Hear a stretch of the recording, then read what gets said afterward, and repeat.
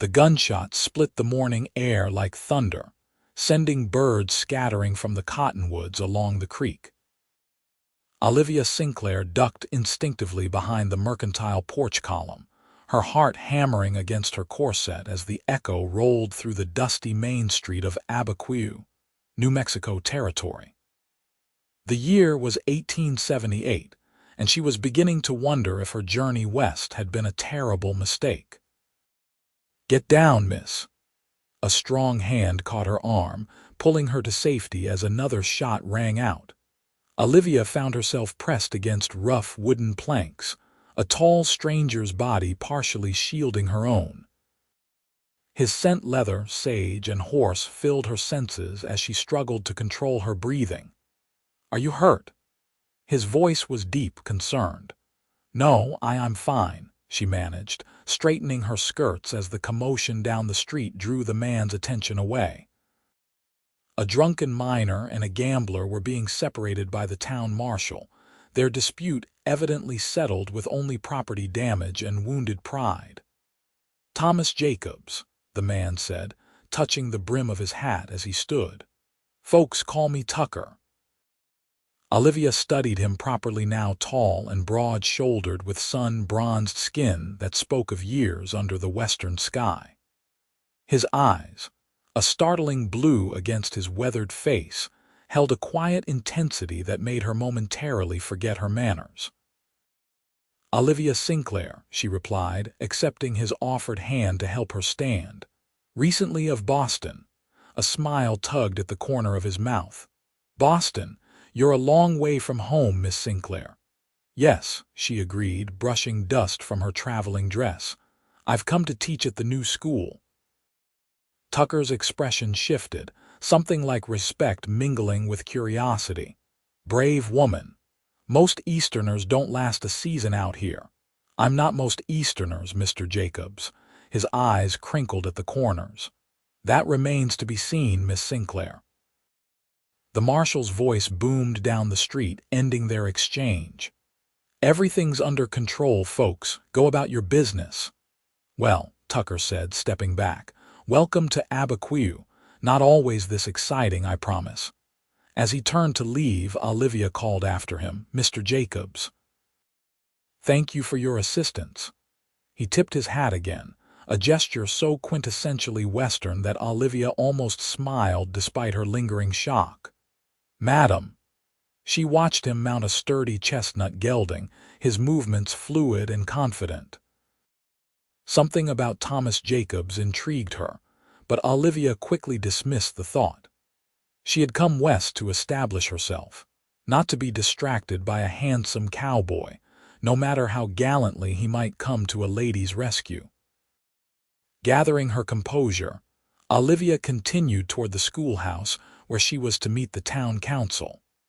Her new life was beginning, for better or worse, and she was determined to make her mark on this wild, untamed place. The schoolhouse stood at the edge of town, a simple clapboard building freshly painted white against the backdrop of red rock mesas. Olivia paused at the steps, taking a deep breath, before entering to meet the men who would decide her fate in this strange new world. Inside, 5 men rose as she entered: the mayor, a shopkeeper, a banker, the local doctor, and to her surprise, Thomas Jacobs. "Gentlemen," she acknowledged, determined to appear confident despite her racing heart. Mayor Hargrove, a portly man with mutton chop whiskers, stepped forward. "Miss Sinclair, welcome. We're pleased you've made the journey safely." "Thank you, Mayor. I'm eager to begin." The introductions continued around the room until they reached Tucker. "We've met," he said simply, those blue eyes assessing her with new interest. "Mr. Jacobs is our representative from the ranching community," Mayor Hargrove explained. "Many of our students will be from outlying homesteads and ranches." Olivia nodded, conscious of Tucker's gaze. "I understand the importance of education for all children, regardless of their circumstances." The meeting proceeded with discussions of curriculum, school hours, and the boarding arrangement Olivia would have with the widow Hernandez near the town square. Throughout, she was aware of Tucker's quiet presence, his occasional questions thoughtful and practical. As the meeting concluded, Mayor Hargrove invited Olivia to the town's social that Saturday. "Best way to meet everyone," he insisted. "And folks are eager to welcome our new schoolteacher." "That's very kind," Olivia replied. "I look forward to it." Outside, as the council members dispersed, Tucker fell into step beside her. "School teaching's hard work out here," he said without preamble. "Parents expect their children to help with chores. Attendance can be irregular. I'm prepared for challenges, Mr. Jacobs." He nodded slowly. "I believe you might be, Miss Sinclair." They walked in companionable silence until reaching the widow Hernandez's neat adobe home. "Miss Sinclair," he said, pausing, "a word of advice, if I may. This isn't Boston. People here judge by actions, not words or background. Prove yourself useful and you'll be accepted." "I intend to be more than merely useful, Mr. Jacobs. I intend to excel." A genuine smile spread across his face then, transforming his features. "I don't doubt that for a minute, schoolteacher." As he walked away, Olivia wondered what had prompted her bold declaration. Something about Thomas Jacobs made her want to prove herself not to the town, but to him specifically. It was an unsettling realization for a woman who had come west precisely to escape the need to impress others. The widow Hernandez welcomed Olivia warmly, showing her to a comfortable room overlooking a small courtyard filled with flowering plants. After weeks of travel, the prospect of a real bed and home-cooked meal nearly brought tears to Olivia's eyes. That evening, as she unpacked her belongings, books mostly, and the teaching materials she'd brought from Boston, Olivia penned a letter to her sister back east. She described the journey, the landscape that had stolen her breath with its vast beauty, and the strange mix of cultures in this territorial outpost. She made no mention of gunfire in the streets, nor of a certain blue-eyed rancher who had come to her rescue. Some things, Olivia decided, were better kept to herself until she understood them better. The Saturday social arrived before Olivia felt truly settled.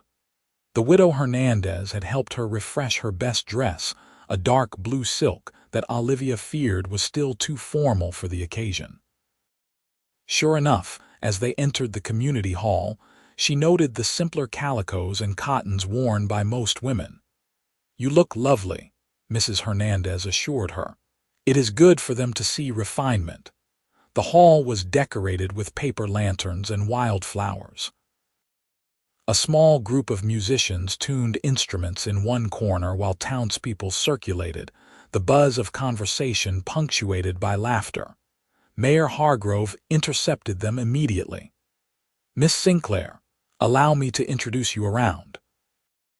What followed was a whirlwind of names and faces: merchants, farmers, ranchers and their wives, the minister and his family, miners, and a few professionals like the town lawyer and doctor. Everyone seemed genuinely pleased to welcome the new schoolteacher, though Olivia detected curiosity and skepticism beneath the smiles. She was midway through a conversation with the blacksmith's wife when the crowd near the door parted, and Thomas Jacobs entered. He had cleaned up impressively, his usually trail dusty appearance transformed by a crisp white shirt and dark vest. His hair, normally hidden beneath his hat, was the rich brown of coffee beans, combed but still showing the stubborn wave that spoke of a man more accustomed to the outdoors than social gatherings. Their eyes met across the room, and Olivia felt a peculiar flutter in her stomach. She turned back to Mrs. Russell, the blacksmith's wife, only to realize the woman was watching her reaction with obvious interest. "That's Tucker Jacobs," Mrs. Russell said unnecessarily. "Owns the Diamondback Ranch about 10 miles out. Good man, keeps to himself mostly." "Yes, we've met," Olivia replied. He's on the school council. Is he now? Mrs. Russell's eyebrows rose. That's new. Tucker doesn't usually involve himself in town affairs. Before Olivia could respond, the musicians struck up a lively tune and couples began moving to the cleared space in the center of the hall. Dancing already, Mrs. Russell exclaimed with delight. My Harold loves to dance. Do you dance, Miss Sinclair? Olivia's smile stiffened slightly. I'm familiar with formal ballroom dances, yes. Mrs. Russell laughed. Oh, you won't find much of that here. Our dances are simpler but more fun if you ask me. Indeed, the couples were now engaged in a spirited reel that bore little resemblance to the structured waltzes of Boston society. Olivia watched, both fascinated and alarmed at the prospect of joining in such unfamiliar steps. She circulated further, making conversation and trying to remember names. Several young men approached to ask her to dance, but Olivia declined politely, claiming fatigue from her recent journey. Later, as she helped Mrs. Hernandez serve punch at the refreshment table, she became aware of Tucker standing nearby, watching the dancers with a reserved expression. Not dancing this evening, Mr. Jacobs? She asked, surprised by her own boldness. He turned, that hint of a smile playing at his lips. Not much for dancing, Miss Sinclair. What about you? I notice you've turned down several offers. Olivia busied herself with the punch ladle. I'm unfamiliar with the dances here. They're not complicated, mostly just about having fun. Perhaps another time when I've had a chance to observe more carefully. Tucker nodded, accepting a cup of punch from her. Their fingers brushed briefly, and Olivia felt that strange flutter again. How are you finding Abiquiu so far? He asked. Everyone has been very welcoming, she replied diplomatically. But it's not Boston, he finished for her. No, Olivia admitted. It's not, but I didn't come here expecting it to be. Why did you come, if you don't mind my asking? Most Eastern ladies aren't exactly clamoring to teach in territorial schoolhouses. Olivia considered her answer carefully. I wanted something different, a place where I might make a real difference. Couldn't find that in Boston. His tone wasn't challenging, merely curious. In Boston, I was defined by my family, by expectations that had nothing to do with my abilities or desires, she said, surprised by her own candor. Here I can be judged on my own merits. Tucker studied her face as if searching for something. That's a rare perspective, Miss Sinclair. Most folks come west for gold or land or to escape trouble. And you, Mr. Jacobs, what brought you here? His expression closed slightly. A little of all three, I suppose. Before she could inquire further, Mayor Hargrove appeared, declaring it was time for the new schoolteacher to address the community. Olivia found herself guided to the musicians' platform, facing the curious faces of her new neighbors. Drawing on years of proper Boston upbringing, Olivia spoke clearly and confidently about her hopes for the school, her background in education, and her commitment to serving the children of Abiquiu. She was rewarded with enthusiastic applause and a sense that perhaps she had begun to win over at least some of the skeptics. As the evening progressed, the music grew livelier, the dancing more exuberant. Olivia found herself enjoying the spectacle, even as she remained on the sidelines. Tucker had disappeared after her speech, and she told herself she was not disappointed by his absence. Near the end of the evening, as families with young children began to depart, the musicians struck up a slower, more melodic tune. Couples took to the floor in what appeared to be a simple waltz. Miss Sinclair. She turned to find Tucker beside her, hat in hand. Mr. Jacobs, I thought you'd left. Had to see to my horse, he explained. He gets restless. After a moment's hesitation, he continued, I thought perhaps this dance might be more familiar to you. Olivia glanced at the dancers, then back at Tucker. Are you asking me to dance, Mr. Jacobs? I believe I am, he replied, a challenge in those blue eyes. I thought you weren't much for dancing. I make exceptions for new school teachers. Olivia hesitated. I should warn you, I'm quite particular about dancing.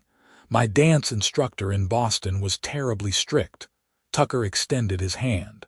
I'll risk it. With a small nod, Olivia placed her hand in his and allowed him to lead her to the floor. His hand at her waist was respectful but steady, his other hand holding hers with surprising gentleness for a man who worked with cattle and horses. They moved into the simple waltz, and Olivia was pleasantly surprised to find that Tucker was a competent dancer. Not as polished as the gentlemen of Boston society, perhaps, but he moved with natural grace and confidence. You dance quite well for someone who claims not to enjoy it, she observed. My mother insisted I learn, he replied. Said no woman wants a man who can't dance. Olivia smiled at that. A wise woman. She was, he agreed, a shadow crossing his face that told Olivia his mother was no longer living. They completed the dance in companionable silence, and Olivia found herself relaxing into the simple pleasure of movement and music. When the final notes faded, Tucker stepped back and bowed slightly, still holding her hand. Thank you, Miss Sinclair. Thank you, Mr. Jacobs. You've restored my faith in Western dancing. His laugh was unexpected, warm, and genuine. High praise from a Boston lady. The moment stretched between them, something unspoken passing in the space of a breath. Then Tucker released her hand and stepped back. I should see to my horse. Early start tomorrow. Of course. Good night, Mr. Jacobs, he nodded, replacing his hat. Good night, Miss Sinclair. I suspect you'll do just fine here. As he walked away, Olivia became aware of several women watching their exchange with undisguised interest. Mrs. Russell approached immediately, her expression alight with curiosity. Well now, she said meaningfully, isn't that something? Tucker Jacobs never dances. He mentioned that, Olivia replied, trying to sound casual. I suppose he was being polite to the newcomer. Mrs. Russell made a sound of disbelief. Tucker's polite to everyone, but he doesn't make exceptions to his rules for just anyone. My herald says he's the most stubborn man in the territory. Olivia changed the subject, unwilling to become the center of town gossip before she'd even begun teaching. But as the evening wound down and she walked home with Mrs. Hernandez under a canopy of brilliant stars, she found herself replaying the dance in her mind, wondering what it might mean that Thomas Jacobs had made an exception for her. The first day of school arrived with clear skies and Olivia's stomach in knots. She had prepared meticulously, organizing the schoolhouse and reviewing her lessons until she could recite them from memory. 28 students were expected, ranging in age from 6 to 16, with varying levels of previous education. Standing behind her desk, watching children file in with curious eyes and freshly scrubbed faces, Olivia felt both terrified and exhilarated. This was why she had come west, to make a difference in young lives unencumbered by the rigid social structures of Boston. The day passed in a blur of introductions, assessments, and establishing rules. By afternoon, Olivia had identified her challenges: 3 boys clearly uninterested in formal education, several children with minimal English skills, and a wide disparity in academic preparation. But she had also found bright spots: the eager questions from the youngest children, the quiet intelligence of a teenage girl named Rosa, and the general willingness of most students to give their new teacher a chance. As she dismissed the class, Olivia noticed a rider approaching the schoolhouse, Tucker Jacobs on his chestnut gelding. He dismounted as the children scattered, calling greetings to some of them by name. Mr. Jacobs, Olivia acknowledged as he removed his hat and stepped into the schoolhouse. This is an unexpected visit. School council business, he explained, Wanted to see how the first day went. Very well, I think, she replied, gathering papers from her desk. The children are bright and mostly eager to learn. Mostly. His eyebrows rose. Olivia smiled wryly. There are always a few who would rather be elsewhere. The Sullivan brothers, for instance. Tucker nodded knowingly. Those boys work their father's claim most days. They only attend when the creek's too high for panning or their mother puts her foot down. I suspected as much. I'll need to find ways to make their time here valuable enough that they choose to come. That's a tall order, Miss Sinclair. I enjoy a challenge, Mr. Jacobs. He studied her for a moment. Yes, I believe you do. After a pause, he added, I actually came with a proposition from the council. Oh, we've been discussing the need for adult education as well. Evening classes for those who never had proper schooling or immigrants wanting to improve their English. Olivia set down her papers, intrigued. That's an excellent idea. Mayor thought you might be willing to teach these classes for additional compensation, of course. I'd be happy to, Olivia replied immediately. Education shouldn't be limited to children. Tucker seemed pleased by her response. Good. We can discuss details at the next council meeting. He hesitated, then added, I've offered the use of my ranch for a school picnic next month. Thought the children might enjoy seeing a working cattle operation. That's very generous. I'm sure they would love it. It was Mayor Hargrove's idea, Tucker said, looking slightly uncomfortable with her gratitude. Said it would be educational.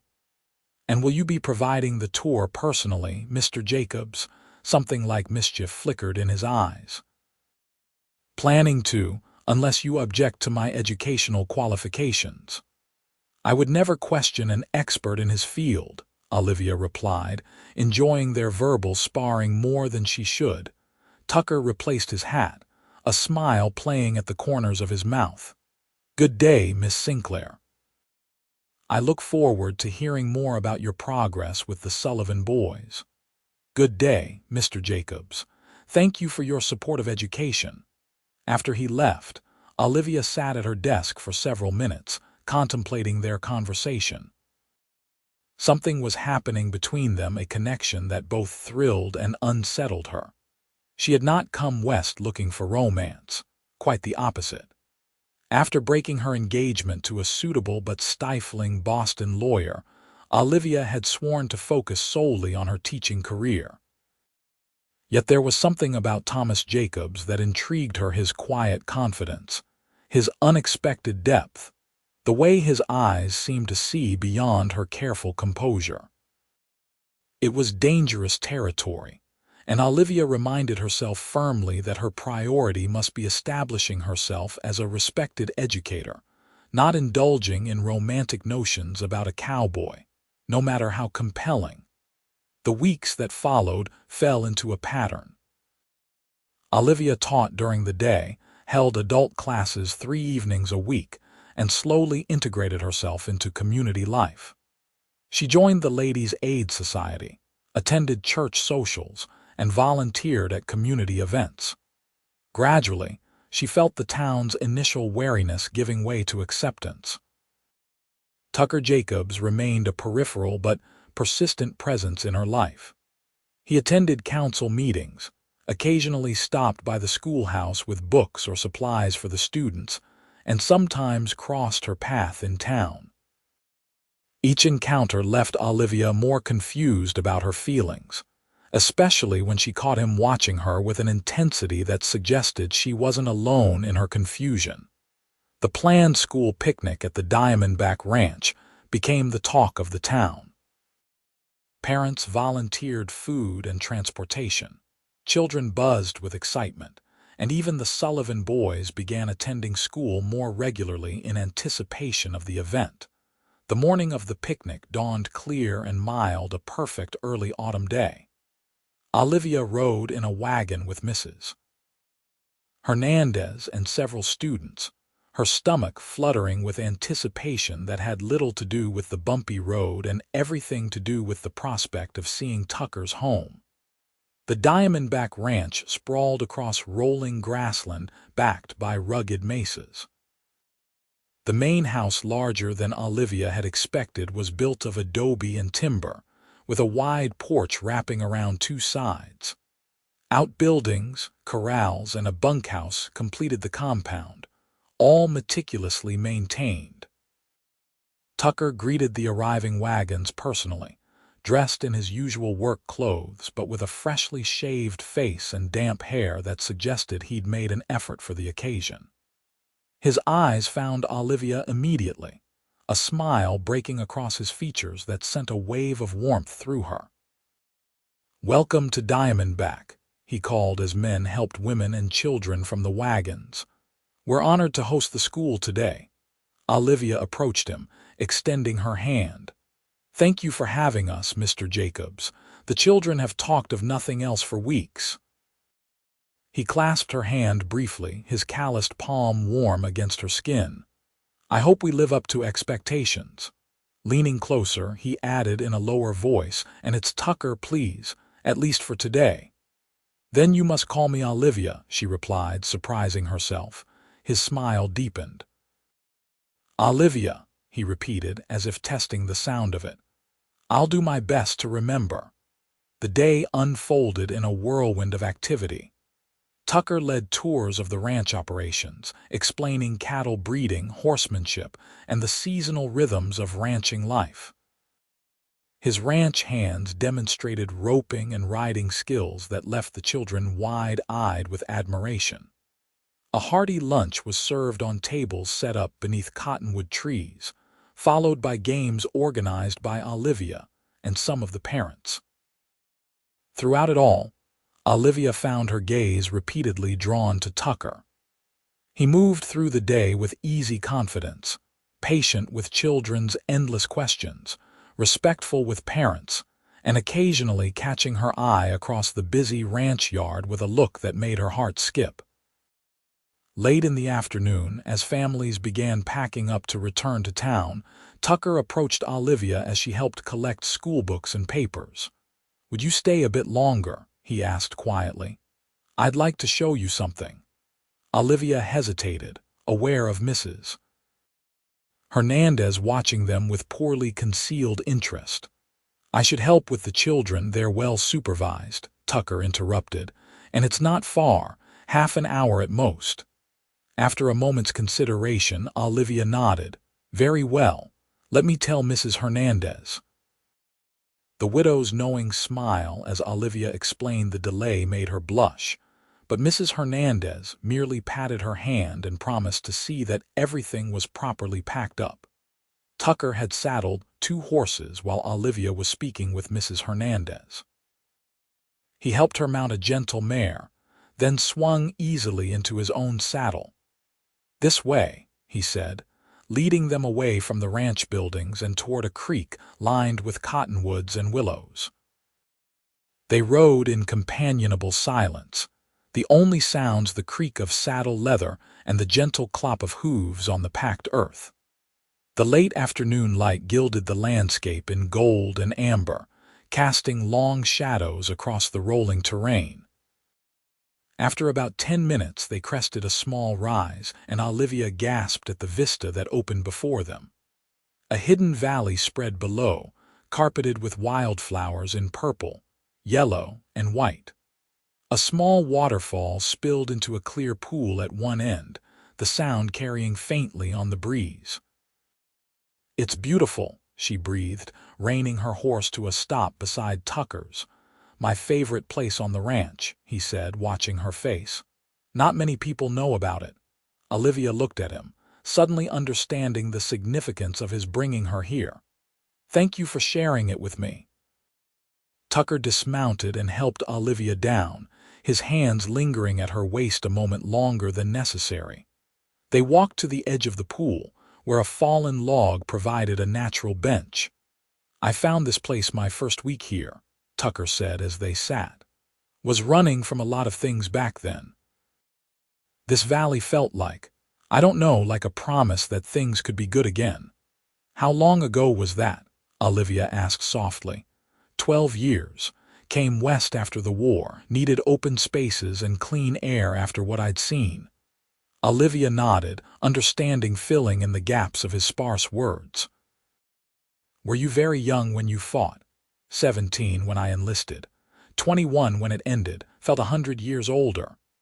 He skipped a stone across the pool's surface. What about you? What were you running from when you came west?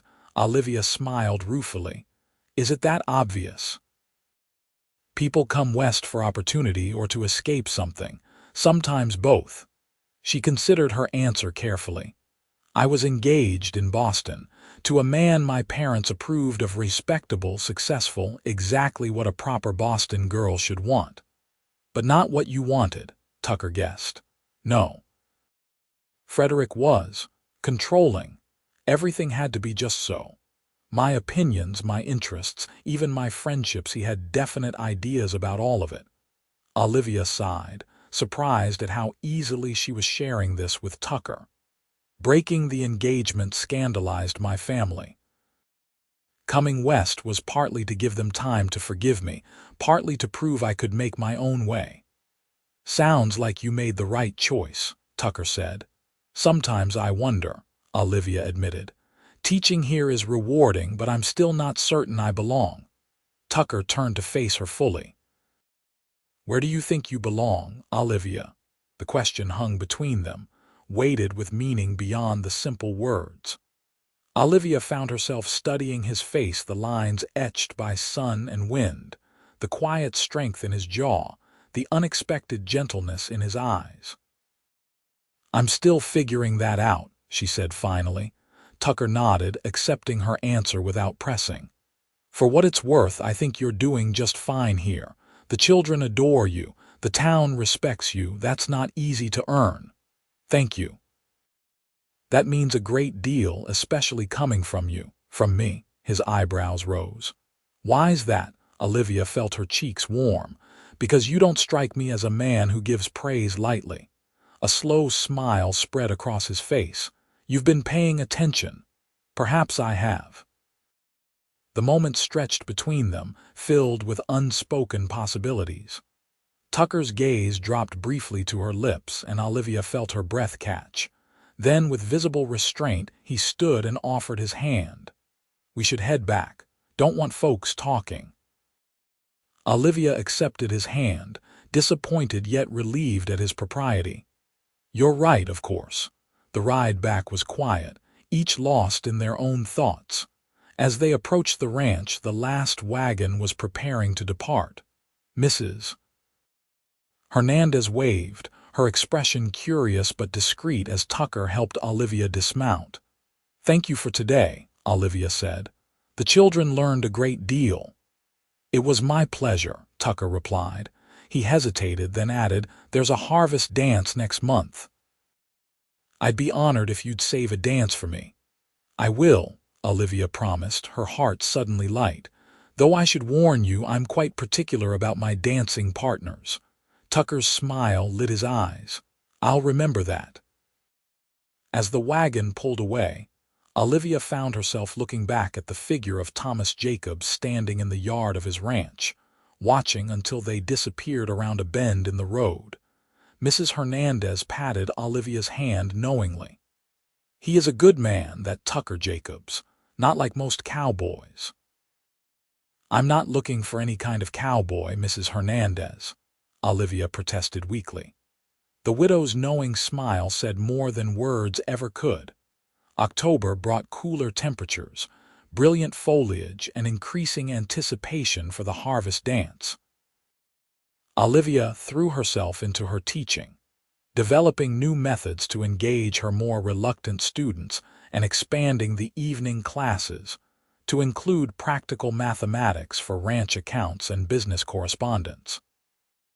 Tucker continued to appear in her life with comfortable regularity, bringing books for the school library, attending council meetings, occasionally escorting her home from evening classes when they ran late. They developed an easy friendship, punctuated by moments of something deeper, a held gaze, a lingering touch, conversations that edged toward intimacy, before one of them carefully steered back to safer ground. 2 weeks before the harvest dance, Olivia kept the older girls after school for a special project. Several had expressed interest in learning more refined dancing, inspired by Olivia's descriptions of Boston society balls. With the harvest dance approaching, she had offered to teach them some basic waltz steps. The girls arranged the desks against the walls, creating a makeshift dance floor in the schoolhouse. Olivia demonstrated the proper posture and basic steps, partnering with each girl in turn. 1, 2, 3, 1, 2, 3, she counted as 14-year-old Rosa moved stiffly in her arms. Relax your shoulders, that's it. Let the music guide you. There isn't any music, Miss Sinclair, Rosa pointed out practically. Use your imagination, Olivia encouraged. Can't you hear the violins? The sound of a throat clearing made all heads turn toward the door, where Tucker stood, hat in hand, clearly amused by the scene before him. Mr. Jacobs, Olivia exclaimed, releasing Rosa and smoothing her skirts self-consciously. We were just having an impromptu dance lesson. So I see, he replied, eyes twinkling. Don't let me interrupt. The girls giggled, exchanging meaningful glances that made Olivia want to dismiss them immediately. Actually, we were just finishing, she said. Girls, remember what I showed you for next time. As the students gathered their belongings, Tucker entered the schoolhouse properly, setting a small crate on Olivia's desk. Brought those science journals you requested, he explained. Found them in Santa Fe last week. Thank you, Olivia said sincerely. The older students will appreciate having more advanced material. When the last girl had departed with a poorly concealed smirk, Tucker leaned against Olivia's desk, arms crossed. Dance lessons, Miss Sinclair, going beyond the standard curriculum, I see. The girls were curious about Eastern dancing, Olivia explained, feeling oddly defensive. It's a cultural education. Of course, he agreed solemnly, though his eyes danced with suppressed laughter. Very educational. Are you mocking me, Mr. Jacobs? Wouldn't dream of it. After a pause, he added, though I am wondering if I might benefit from such education myself. My dancing could use refinement before the harvest social. Olivia's heart skipped. Are you asking me for dancing lessons, Tucker? I believe I am, Olivia. She should refuse. It was improper for an unmarried woman to engage in such private instruction with a man who was not a relation, but they were in the schoolhouse, a public building in broad daylight. Very well, she heard herself say. One lesson, for educational purposes. Tucker's smile was worth the risk to her reputation. He removed his jacket and held out his hand. I am at your disposal, teacher. Olivia placed her hand in his, suddenly nervous in a way she hadn't been with her young students. The proper stance is essential, she began, her voice steadier than she felt. Your right hand at my waist, properly at my back, actually. Tucker's hand settled at the small of her back, warm and steady through the fabric of her dress. Olivia placed her left hand on his shoulder, her right hand clasped in his left. Now, the basic step is quite simple. The gentleman leads with his left foot forward, then right foot to the side, then brings the left foot to close. Then right foot back, left to the side, right foot closed. They moved through the steps slowly, Tucker following her instructions with surprising attention to detail. His usual confident grace translated well to the dance floor, and Olivia found herself relaxing into the familiar rhythm. 1, 2, 3, 1, 2, 3, she counted softly. Very good. Now we can try a quarter turn. As they continued, the space between them gradually diminished until Olivia could feel the warmth of his body, smell the clean scent of soap and leather that she had come to associate with him. His eyes never left her face, and she found it increasingly difficult to maintain her instructional demeanor. "You're a natural dancer," she said, her voice slightly breathless. "I have an excellent teacher," he replied, his tone low and intimate. They had stopped counting, stopped thinking about steps and turns, simply moving together in the afternoon light that streamed through the schoolhouse windows. The world beyond the rough wooden walls ceased to exist, narrowed to the space they created between them.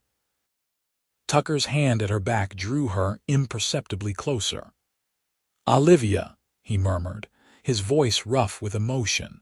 The sound of voices outside broke the spell. They stepped apart quickly as the door opened and Mayor Hargrove entered, followed by the minister. "Miss Sinclair, Tucker," the mayor greeted them, eyebrows rising slightly at finding them alone together.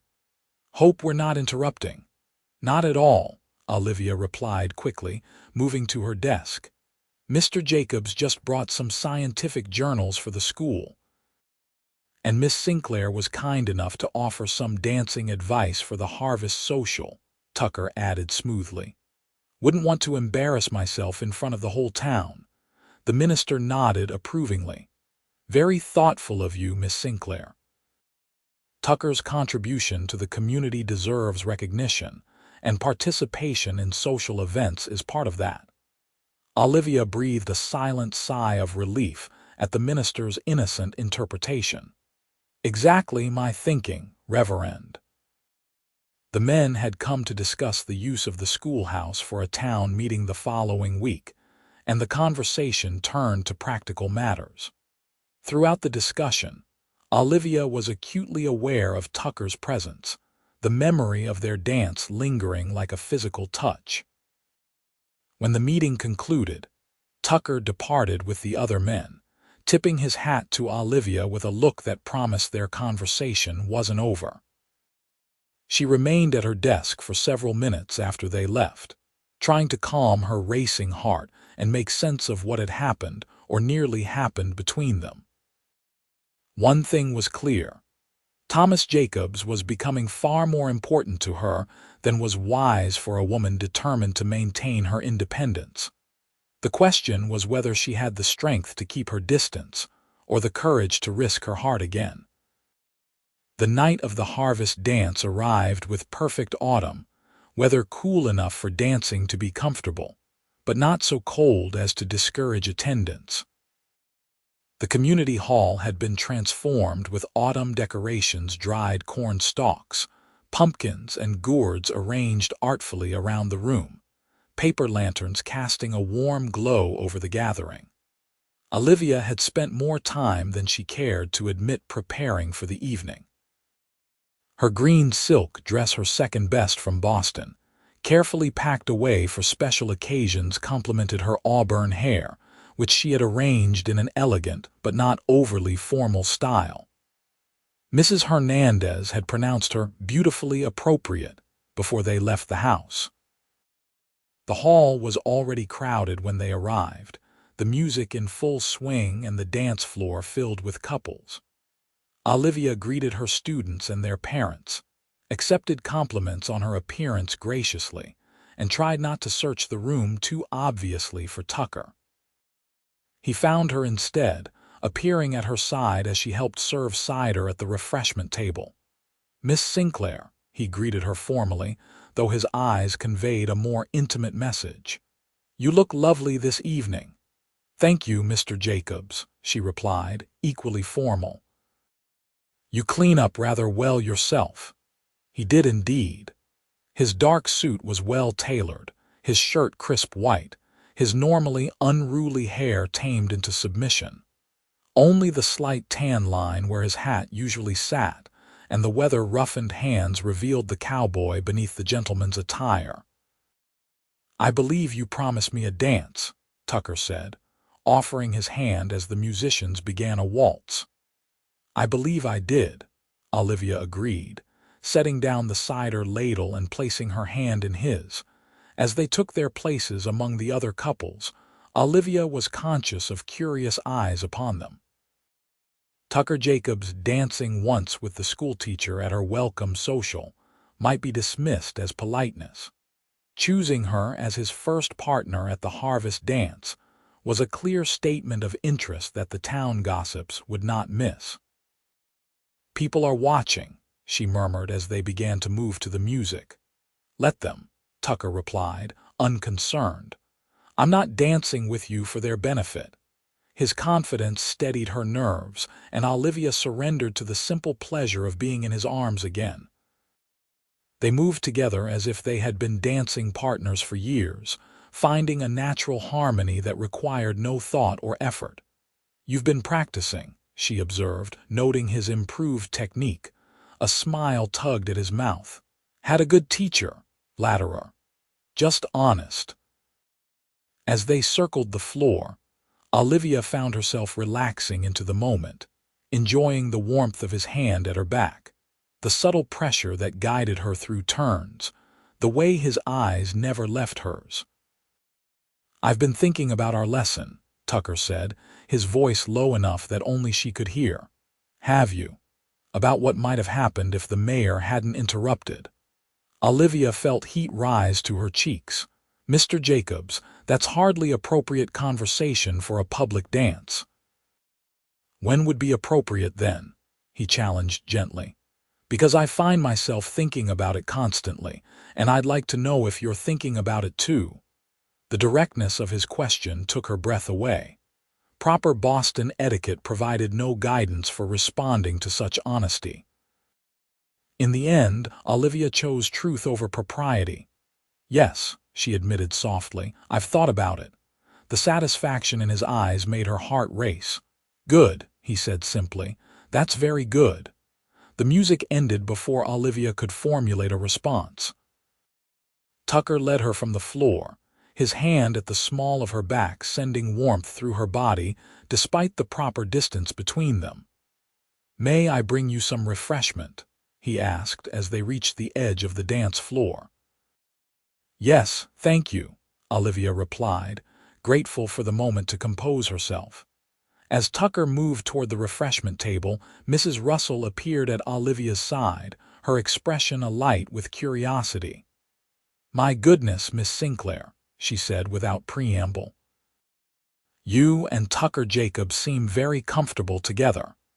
"Mr. Jacobs has been very supportive of the school," Olivia replied neutrally. Mrs. Russell's knowing smile was infuriating. "Is that what they are calling it these days?" Before Olivia could respond, Tucker returned with 2 cups of punch, nodding politely to Mrs. Russell. "Evening, Mrs. Russell. Enjoying the dance?" "Immensely," the blacksmith's wife replied with barely concealed glee. "Especially watching you two. Never seen you so light on your feet, Tucker." "Miss Sinclair's influence," he said smoothly. "She's been giving dancing lessons at the school." Mrs. Russell's eyebrows shot up. "Has she now? How interesting." Olivia sipped her punch, wishing the floor would open and swallow her. Tucker, however, seemed entirely unperturbed by the woman's insinuations. "If you'll excuse us, Mrs. Russell," he said pleasantly. "I promised to introduce Miss Sinclair to my foreman and his wife. They've got twins starting school next year." With a polite nod, he guided Olivia away, his hand again finding the small of her back with a familiarity that would certainly fuel Mrs. Russell's gossip. "I apologize for the rescue," Tucker said once they were out of earshot, "but I thought you might appreciate an escape." "You thought correctly," Olivia sighed. "Though I fear the damage is done. She'll have me halfway to the altar by tomorrow morning."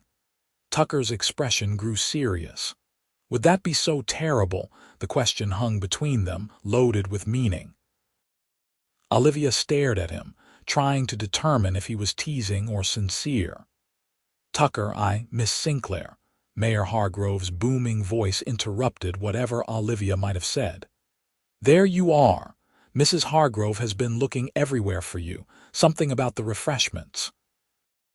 With an apologetic glance at Tucker, Olivia allowed herself to be led away, her mind reeling from the implications of his question.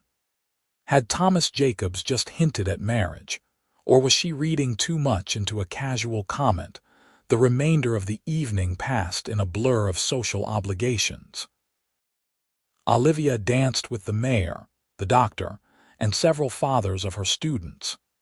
Tucker similarly fulfilled his social duties, partnering with various ladies of the community. They crossed paths occasionally, exchanging glances that carried the weight of their unfinished conversation, but found no opportunity to speak privately again. As the evening wound down, Olivia prepared to depart with Mrs. Hernandez and several other neighbors who lived in their direction. Tucker appeared at her side as she was donning her shawl. "May I call on you tomorrow afternoon?" he asked without preamble. "There are matters I'd like to discuss." The formality of his request, combined with the intensity of his gaze, left no doubt about his intentions. This would not be a casual visit or school business. "Yes," Olivia replied, her voice steadier than she felt. "Mrs. Hernandez usually visits her sister after church. We could speak then." Tucker nodded, satisfaction evident in his expression. "Until tomorrow, then." He bowed slightly and turned away, leaving Olivia to face Mrs. Hernandez's knowing smile and the curious glances of several nearby women. The ride home was mercifully brief, and Mrs. Hernandez refrained from commenting on Tucker's obvious interest, though her expression spoke volumes. Olivia retired to her room immediately, her mind too full for conversation. Alone in the quiet darkness, she found herself torn between excitement and apprehension. Tucker's interest was flattering, his company enjoyable, and the attraction between them undeniable. But Olivia had come west to establish herself independently, to build a career and a life on her own terms. Romantic entanglement, especially with someone as traditional as a rancher, threatened to undermine those goals. Yet as she drifted toward sleep, Olivia could not deny the truth. Thomas Jacobs had somehow worked his way past her carefully constructed defenses, awakening feelings she had thought safely buried after her disastrous engagement in Boston. Tomorrow would bring clarity, for better or worse. Until then, sleep eluded her as she replayed their dance in her mind, feeling again the steady pressure of his hand at her back and the warmth in his blue eyes. Sunday dawned clear and crisp. Olivia attended church services with Mrs.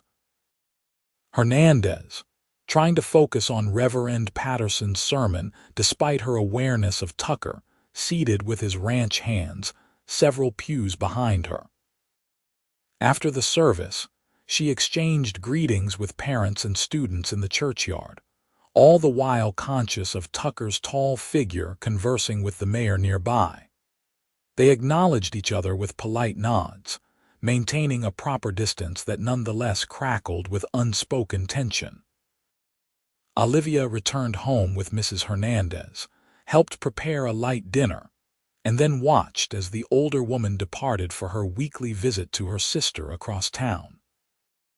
Alone in the house, Olivia changed from her church dress to a simpler blue frock, checked her hair in the mirror, and then chastised herself for such vanity. This was a conversation, nothing more, yet her racing heart suggested otherwise. At precisely 3 o'clock, a knock sounded at the front door.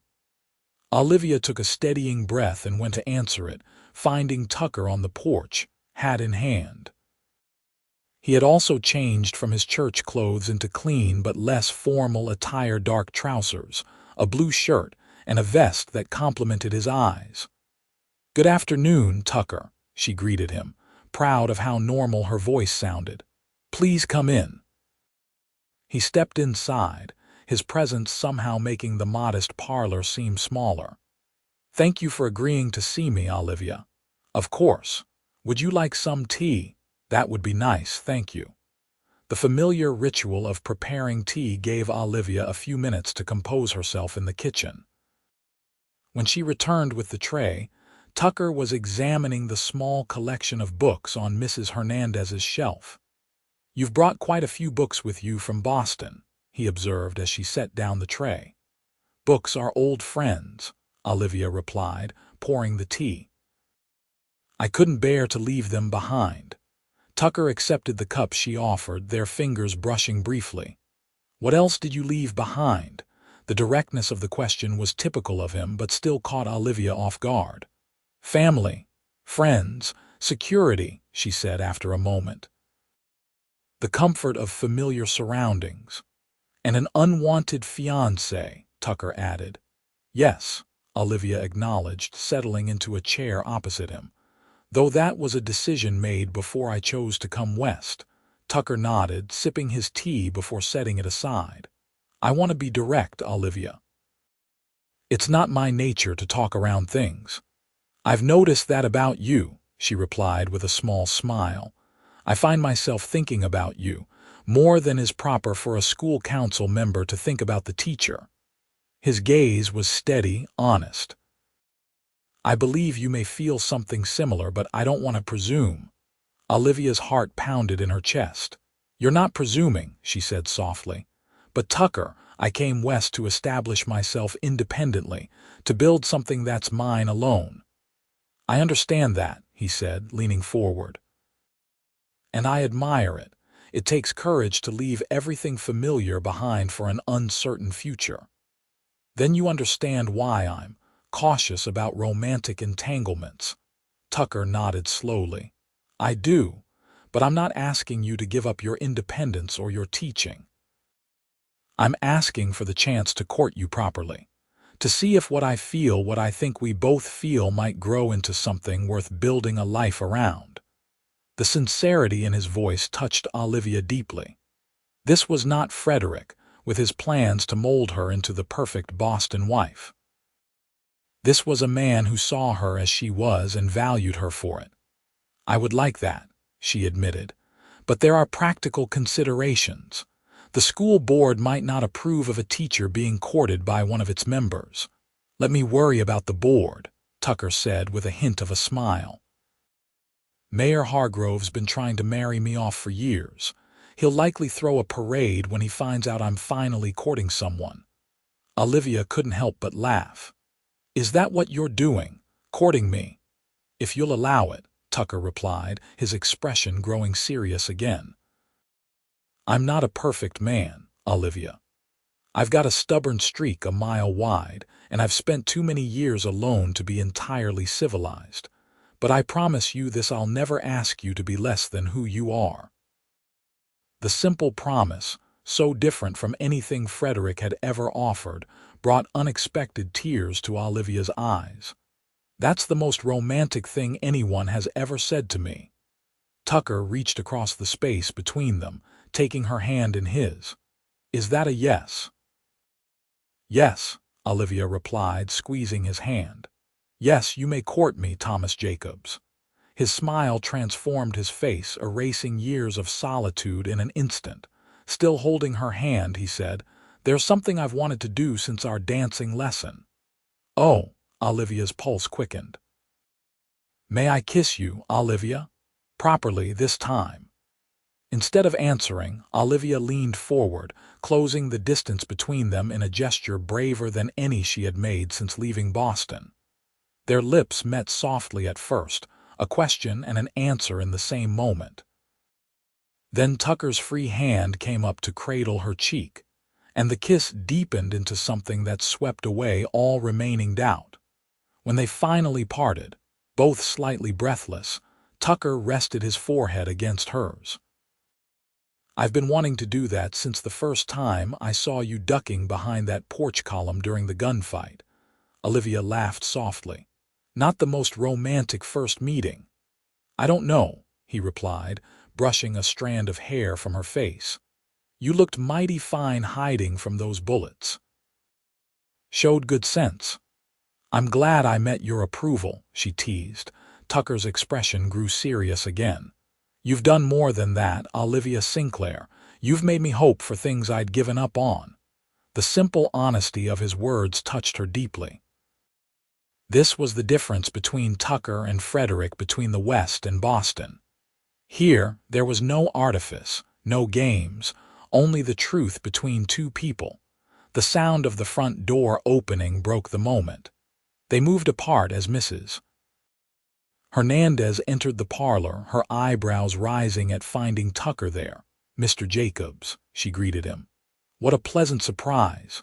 Tucker stood, nodding respectfully.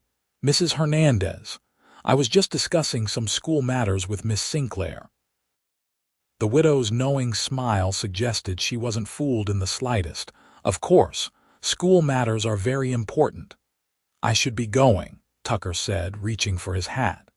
"Thank you for the tea, Miss Sinclair, and for your insights on those educational questions." Olivia walked him to the door, painfully aware of Mrs. Hernandez's curious gaze following them. On the porch, out of the widow's sight, Tucker took her hand briefly. "Sunday dinner at the ranch next week?" he asked. "My housekeeper makes a fine roast." "I'd like that," Olivia replied. "Though I'm sure it will start tongues wagging." Tucker's smile was unrepentant. "Let them wag. I'm not ashamed of my intentions." With a tip of his hat, he was gone, leaving Olivia to face Mrs. Hernandez's inevitable questions with a heart too full of happiness to mind the interrogation. The weeks that followed established a new pattern in Olivia's life. She continued teaching, with Tucker now a regular visitor to the school, often bringing books or supplies or offering to speak to the older students about ranching. On Sundays, he escorted her to church and then to dinner either at his ranch or at one of the better establishments in town. Occasionally, they rode together in the afternoons, exploring the beautiful countryside around Abiquiu. The town, as expected, buzzed with gossip about their courtship. Most reactions were positive. Tucker was respected in the community, and Olivia had proven herself a dedicated teacher. A few eyebrows were raised at the propriety of a school board member courting the teacher, but Mayor Hargrove dismissed such concerns with a wave of his hand. "Best thing that could happen," he declared when Mrs. Russell brought up the subject at a church social. "Tucker needs a good woman, and Miss Sinclair needs someone to keep her here permanently. We can't afford to lose a teacher of her quality."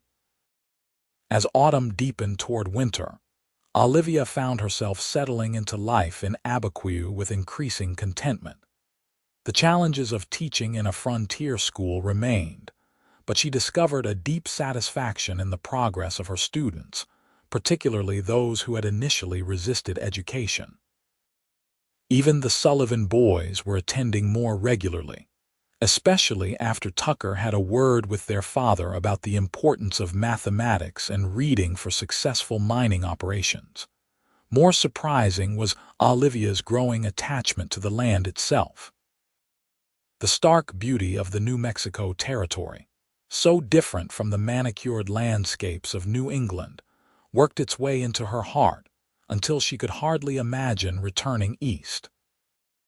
The vast open spaces, the brilliant sunsets, the ancient mesas standing sentinel over the valley, all had become as familiar and necessary as breath.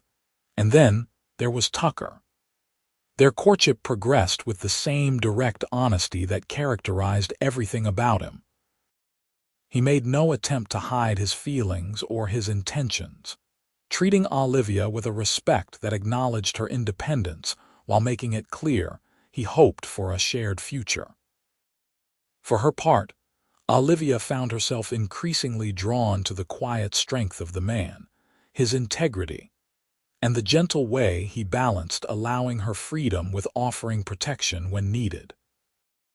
He was nothing like the sophisticated gentleman of Boston, yet she found his straightforward nature infinitely more appealing than their polished manners. As December approached, bringing cooler temperatures and preparations for Christmas celebrations, Tucker invited Olivia for a special dinner at the ranch. "Just us," he said as he escorted her from school one Friday afternoon. "Gave the housekeeper and hands the evening off." "That sounds suspiciously like an improper arrangement," Olivia teased, though her heart quickened at the prospect of private time together. Tucker's smile was unrepentant. Been courting you proper for nearly 2 months now. Figure we've earned a little privacy." The evening was everything Olivia could have wished. Tucker had prepared a simple but delicious meal himself, set the table with his best china, and even found late-season wildflowers for a centerpiece. They ate by lamplight, discussing books, sharing stories of their pasts, and enjoying the rare opportunity to be alone together without the town's watchful eyes. After dinner, they sat before the fireplace, the crackling flames casting a warm glow over the comfortable room. Tucker had built the house himself, he'd explained, with help from his ranch hands. It reflected his personality, sturdy, practical, but with unexpected touches of beauty in the carved mantelpiece and polished wood floors. "Dance with me," Tucker said suddenly, rising and extending his hand. Olivia looked up in surprise. "There's no music." "Don't need any," he replied. "Just want to hold you." She placed her hand in his, allowing him to draw her to her feet and into his arms. They swayed gently in the firelight, barely moving, his cheek resting against her hair. "Remember when we met," he murmured. "At the social, of course. You wouldn't dance with anyone, turned down half the men in town." Olivia smiled against his shoulder. "I was nervous about the unfamiliar dances. Then I asked you and you said something that stayed with me." Tucker pulled back slightly to look into her eyes. "No man wants a woman who can't dance," you said, "but I took your hand anyway." "I don't recall saying exactly that," Olivia began, then stopped as Tucker released her and dropped to one knee. "Doesn't matter if you can dance," he said, taking her hand. "Doesn't matter if you can cook or sew or any of those things women think they need to know.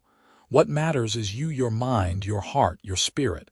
That's what I want, Olivia Sinclair. That's what I love." Tears sprang to Olivia's eyes as Tucker reached into his pocket and withdrew a small box.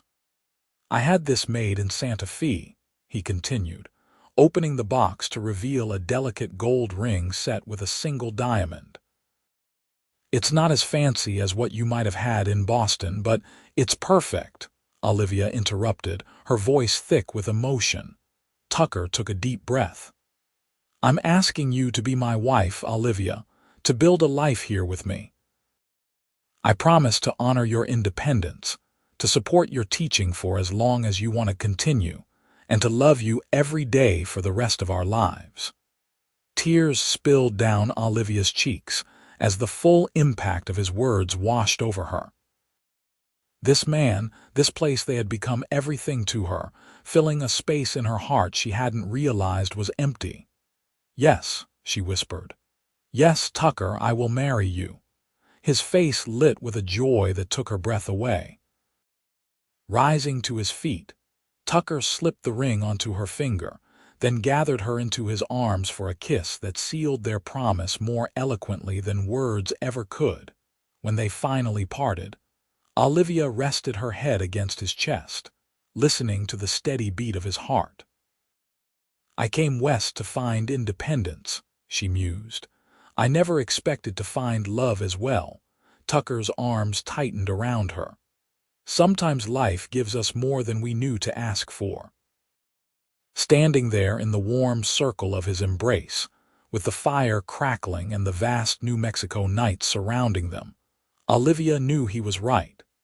She had found not just the independence she sought, but a partner who valued that independence as much as she did. And in that discovery lay a freedom greater than any she had imagined when she left Boston behind. News of their engagement spread through Abiquiu like wildfire. Mayor Hargrove beamed with self-satisfaction, as if he had personally arranged the match. Mrs. Hernandez dabbed at happy tears while helping Olivia plan for a spring wedding. Even the Sullivan boys offered gruff congratulations, having come to respect both their teacher and the rancher who had taken an interest in their education. Winter settled over the valley with occasional snow and crisp, clear days. The school thrived under Olivia's guidance, and plans for expansion in the spring were approved by the town council. Tucker continued his involvement with the school, now openly acknowledged as the future husband of the teacher rather than merely a council member. They decided to marry in April, when the worst of winter had passed, but before the busiest season at the ranch began. Tucker started work on an addition to the ranch house, a proper library for Olivia's growing collection of books, and a second bedroom that might someday belong to a child. The thought of children, of building a family with Tucker, filled Olivia with a mixture of excitement and trepidation. She had never imagined herself as a mother, focused as she had been on her teaching career. But watching Tucker with his ranch hands children, seeing the gentle patience and natural affinity he had with young people, she began to envision a future that included children of their own. As winter gave way to the first tentative signs of spring, wedding preparations intensified. Olivia wrote to her family in Boston, extending a somewhat hesitant invitation to the ceremony. Their response, when it came, was cooler than she had hoped. Her parents would not make the journey, still nursing their disappointment over her broken engagement to Frederick, but her sister Margaret promised to attend. "Does it bother you?" Tucker asked when she shared the letter. "That your parents won't come?" They were riding along the creek that ran through Tucker's property, enjoying a rare, warm February day. "Less than I expected," Olivia admitted. "I've made my peace with their disappointment. And in truth, I'm almost relieved they won't be here to compare everything unfavorably to Boston." Tucker reached across the space between their horses to take her hand. "Their loss," he said simply, "but I'm glad your sister is coming. You'll like Margaret," Olivia assured him. "She's less conventional than she appears. She encouraged me to break the engagement with Frederick, actually." "Then I already like her," Tucker declared with a grin. "Anyone who helped bring you west is a friend of mine." The weeks passed in a blur of teaching, wedding preparations, and stolen moments with Tucker. Before Olivia quite realized it, April arrived with an explosion of wildflowers across the valley and the arrival of Margaret from Boston. Olivia waited anxiously at the stage depot, scanning the dusty horizon for the first sign of the approaching coach. When it finally rumbled into town, she could barely contain her excitement at the sight of her sister's elegant figure descending from the vehicle. "Livy!" Margaret cried, rushing forward to embrace her. "Oh, look at you. You're positively glowing." Olivia hugged her sister tightly, suddenly realizing how much she had missed her family despite her contentment in Abiquiu. "I'm so glad you're here, Meg." Margaret stepped back, studying her with affectionate scrutiny. "The West agrees with you. I've never seen you look so well." "It's not just the West," Olivia admitted with a smile. "Wait until you meet Tucker." As if summoned by her words, Tucker appeared, having finished securing Margaret's trunks to his wagon. Olivia made the introductions, watching with pleasure as her sister and fiancé sized each other up. "Miss Sinclair," Tucker greeted Margaret, tipping his hat. "Welcome to Abiquiu. Your sister has told me a great deal about you." "All dreadful things, I'm sure," Margaret replied with a laugh. "And please call me Margaret. We're to be family after all." Tucker's smile was warm. "Margaret, then, let's get you settled at Mrs. Hernandez's. You must be tired after your journey." As they drove through town toward the widow's house, Margaret took in the surroundings with undisguised curiosity. "It's so different from what I imagined," she confessed. "Less wild somehow, more established." "Abiquiu has been settled for generations," Olivia explained. "It's not a rough mining camp or cowtown. There's history here, and a mix of cultures that makes it unique." Margaret nodded thoughtfully. "I can see why you've thrived here. It suits you better than Boston ever did." The days leading up to the wedding passed in a whirlwind of final preparations. Margaret proved an invaluable assistant, bringing a touch of Eastern refinement to the proceedings without attempting to overshadow the local customs that had become important to Olivia. The evening before the wedding, as Olivia and Margaret sat in the parlor of Mrs. Hernandez's house, making final adjustments to Olivia's dress, Margaret broached the subject that had been hovering unspoken between them. "I have a letter from Mother," she said, setting aside her needle. "She asked me to give it to you before the wedding." Olivia accepted the envelope with a mixture of hope and apprehension. Opening it, she found a brief note and something else, a delicate lace handkerchief that had belonged to their grandmother. "My dear Olivia," the note read, "while we cannot approve the path you have chosen, your father and I wish you happiness in your marriage. Perhaps someday you will bring your husband east so that we might meet the man who has won your heart where Frederick could not.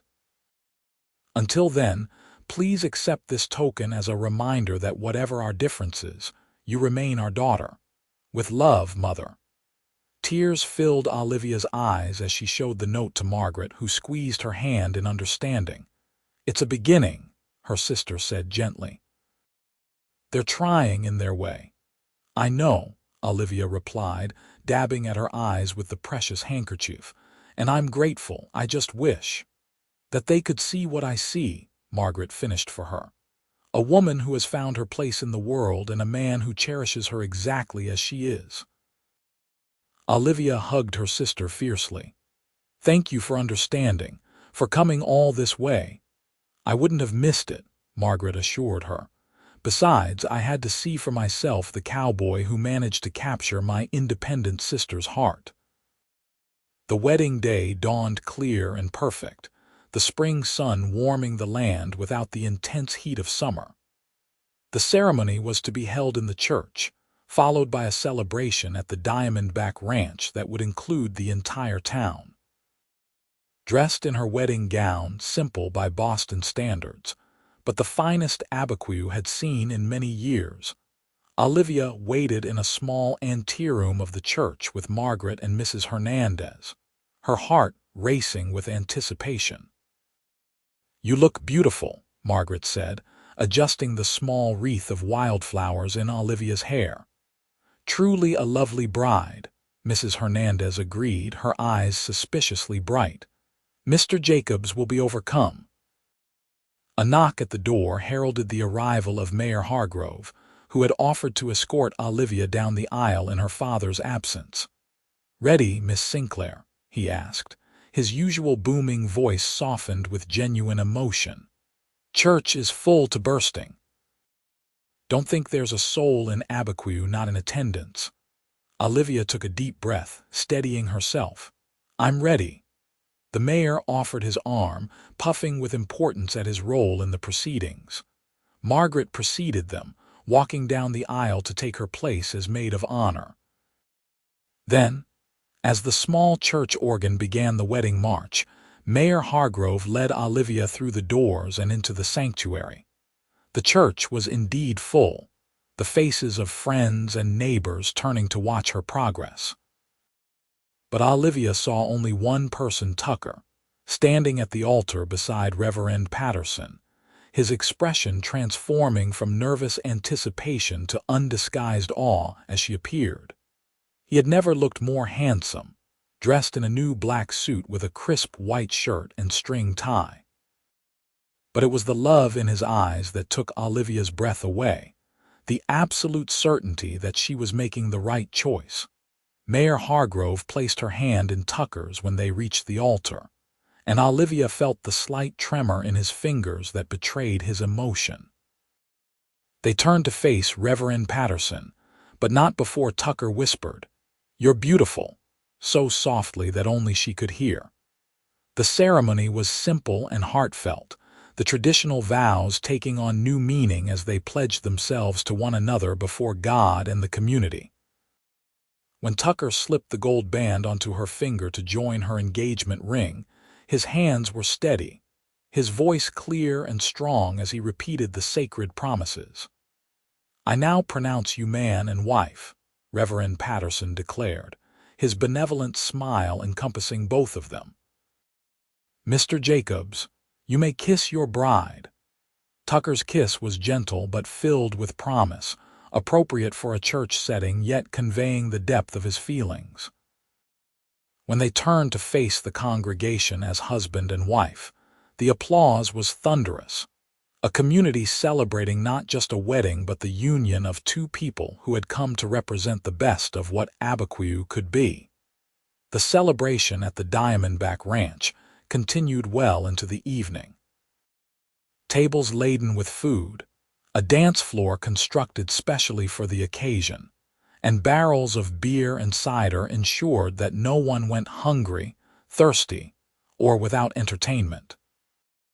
As the sun began to set, casting the landscape in gold and crimson, Tucker led Olivia away from the festivities to the small rise overlooking the hidden valley he had shown her months before. "Happy, Mrs. Jacobs?" he asked, his arm around her waist. The name still sounded new and wonderful to her ears. "Completely," Olivia replied, leaning into his embrace. "Though I may still be Miss Sinclair at school, professional considerations, you understand." Tucker laughed, the sound echoing across the valley. "Whatever you wish, as long as you're Mrs. Jacobs everywhere else." "Always," she promised, turning in his arms to face him. "I love you, Thomas Jacobs, more than I ever thought possible." His kiss was answer enough, tender and passionate all at once. When they finally parted, the first stars were appearing in the darkening sky. "We should get back," Olivia said reluctantly. "Our guests will wonder where we've gone." "Let them wonder," Tucker replied, though he took her hand and began leading her back toward the ranch house. "We've got the rest of our lives to be sociable. Tonight I just want to be with my wife." The word sent a pleasant shiver through Olivia. Wife. She had feared it once, seeing it as a constraint rather than a partnership. But with Tucker, she had discovered that love, the right kind of love, didn't diminish independence, it enhanced it, providing a foundation from which to grow ever stronger. As they rejoined the celebration, accepting congratulations and well wishes from their friends and neighbors, Olivia caught sight of Margaret watching them with a knowing smile. Her sister raised her glass in a silent toast, and Olivia returned the gesture, a wordless acknowledgement of the journey that had brought her from Boston to this moment. Later, as the party wound down and guests began to depart, Tucker drew Olivia onto the dance floor for a final waltz. The musicians, tired but willing, struck up a gentle melody. "No man wants a woman who can't dance," Tucker teased as he took her in his arms. Olivia laughed, remembering their first dance at the social all those months ago. "I never actually said that." "Close enough," he replied with a grin. "And I took your hand anyway." "Best decision you ever made," she declared, eyes twinkling. Tucker's expression grew serious, though his eyes remained warm with love. "It was," he agreed, "and I'd make it again every day for the rest of my life." As they moved together under the stars, surrounded by the land they both loved and the community that had embraced them, Olivia knew she had found everything she hadn't known she was searching for when she left Boston behind: independence, yes, but also connection, purpose, and a love that respected her strength even as it offered its own in return. The schoolteacher and the cowboy, an unlikely pair perhaps, but perfectly matched in all the ways that truly mattered. And as Tucker gathered her closer, his heart beating strong and steady against hers, Olivia Sinclair Jacobs gave thanks for the journey that had brought her west, to this man, this place, and this moment of perfect happiness. 5 years later, Olivia stood on the porch of the Diamondback Ranch house, watching Tucker teaching their 3-year-old son, James, to ride his first pony. Their daughter, Sarah, just turned 1, gurgled happily in Olivia's arms, reaching pudgy hands toward the spectacle of her big brother clinging to the patient Shetland pony, while Tucker led it carefully around the corral. "That's it, Jamie," Tucker called encouragingly. "Sit up straight, just like I showed you." The little boy, a miniature version of his father with the same determined jaw and startling blue eyes, straightened his small shoulders with fierce concentration. Olivia smiled, her heart full to bursting with love for her family. The years since their wedding had brought changes to all their lives. The school had grown, requiring an additional teacher whom Olivia now supervised while teaching the older students herself. Tucker had expanded the ranch operations, incorporating new breeding stock and modern agricultural methods that had doubled their productivity. Margaret had returned to Boston after the wedding, but came west every summer, bringing news of their parents, who had gradually reconciled themselves to Olivia's choices. They had even visited once, 2 years ago, surprising everyone, including themselves, by thoroughly enjoying their time in New Mexico territory. Olivia's father and Tucker had developed an unexpected rapport, bonding over discussions of cattle markets and railroad expansion. The town of Abiquiu had changed as well, growing with the territory's increasing prosperity. There was talk of statehood on the horizon, though the political process moved with glacial slowness. New businesses had opened, including a proper hotel and a newspaper, bringing more Eastern influences while maintaining the unique cultural blend that made the community special. Through it all, Olivia and Tucker had built a partnership stronger than either could have imagined on their wedding day. There had been challenges, of course, adjustments to married life, the difficulties of balancing Olivia's teaching with her role as a ranch wife, Tucker's occasional stubborn streaks that clashed with Olivia's equally determined nature. But they had faced each obstacle together, their love deepening with each passing season. "Mama, look," Jamie called, his small voice brimming with pride as Tucker allowed the pony to move into a gentle trot. "I'm riding by myself, I see, darling," Olivia called back. "You're doing wonderfully." Tucker's gaze met hers across the yard, his expression a mirror of her own joy and pride. In that wordless exchange lay the heart of their marriage, a shared purpose, mutual respect, and a love that had only grown stronger with time. Later that evening, after the children were asleep, Olivia and Tucker sat on the porch watching the sunset paint the western sky in bands of orange and crimson. These quiet moments together had become a cherished ritual, a time to reconnect after busy days filled with children, ranch work, and teaching responsibilities. "I had a letter from Mayor Hargrove today," Tucker said, his hand finding Olivia's in the gathering dusk. "He's planning to retire next year, wants me to consider running for the position." Olivia turned to him in surprise. "Mayor, you?" "That was my reaction too," Tucker chuckled.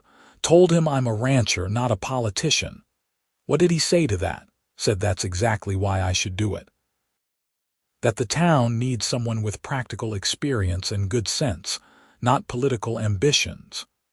Tucker paused, then added, "Said having a school teacher for a wife wouldn't hurt either." Olivia laughed softly. "Playing to your vanity about my qualities, was he?" "Partly," Tucker admitted with a smile, "but he's not wrong. You've done as much for this community as anyone." "As have you," Olivia pointed out. "The school expansion, the lending library, the agricultural improvements you've shared with smaller ranchers, those have made real differences in people's lives." Tucker was quiet for a moment, considering. "I told him I'd think about it, talk it over with you." "And what are you thinking?" Olivia asked, studying his profile in the fading light. He turned to face her, his expression thoughtful. "I'm thinking that when I was a young man fresh from the war, I wanted nothing more than to be left alone, to build something that was mine away from other people's problems. And now I have something worth protecting, a family, a community that's been good to us. Maybe it's time to give back in a different way." He squeezed her hand. "What do you think?" Olivia considered the question carefully. "I think you'd make an excellent mayor. You're fair-minded, practical, and people respect you. And I think—" She paused, smiling, that the former Olivia Sinclair of Boston would be shocked to learn she'd become a mayor's wife in a small New Mexico town. Tucker laughed. "Is that a yes?" "It's a I support whatever you decide," Olivia clarified. "This has to be your choice, Tucker, but if you do run, you have my complete backing." He leaned over to kiss her gently. "That's all I needed to hear." They sat in companionable silence as the last light faded from the sky and the first stars appeared. From inside the house came the soft sounds of their sleeping children, James murmuring in his dreams, Sarah's gentle baby snores. "Did you ever imagine this?" Tucker asked suddenly. "When you left Boston, this life, these children, all of it?" Olivia shook her head. "Never. I came west looking for independence, remember? A life defined by my work, not by a husband or family. Do you regret it, the way things turned out?" The question held no insecurity, only genuine curiosity. It was one of the things Olivia loved most about their relationship, the ability to ask honest questions and receive honest answers. "Not for a single moment," she replied, leaning her head against his shoulder. "I found my independence, Tucker. It just happened to include you and the children and this place. It's a different kind of freedom than I imagined, bigger, richer, more complicated. But I wouldn't trade it for anything." Tucker's arm slipped around her waist, drawing her closer. "Remember our wedding day, what I said during our last dance? That taking my hand was the best decision you ever made," Olivia recalled with a smile. "And that you'd make it again every day." "Still true," Tucker said simply. "Every single day." In the years that followed, life continued to unfold in ways neither could have predicted. Tucker was indeed elected mayor of Abiquiu, serving 3 terms with distinction. Olivia eventually became the superintendent of schools for the entire county, overseeing the education of hundreds of children across the territory. Their family grew with the addition of another son, Benjamin, who arrived 2 years after their porch conversation. The Diamondback Ranch prospered under Tucker's management and later under James's, when he grew old enough to take on more responsibility. Sarah followed in her mother's footsteps, becoming a teacher with a special gift for helping children with learning difficulties. Benjamin, the youngest, surprised everyone by studying law and eventually serving in the territorial legislature. Through it all, through the challenges and joys, the sorrows and triumphs that make up a life well lived, Tucker and Olivia remained each other's steadfast partners. Their love, which had begun with a gunshot and a chance meeting on a dusty street, deepened and matured with each passing year, weathering every storm and celebrating every blessing. And on warm summer evenings, long after their children had grown and even after grandchildren had begun to visit the ranch, they could still occasionally be found dancing together on the porch. No music needed, but the rhythm of their hearts beating in time, the schoolteacher and the cowboy who had taken her hand anyway.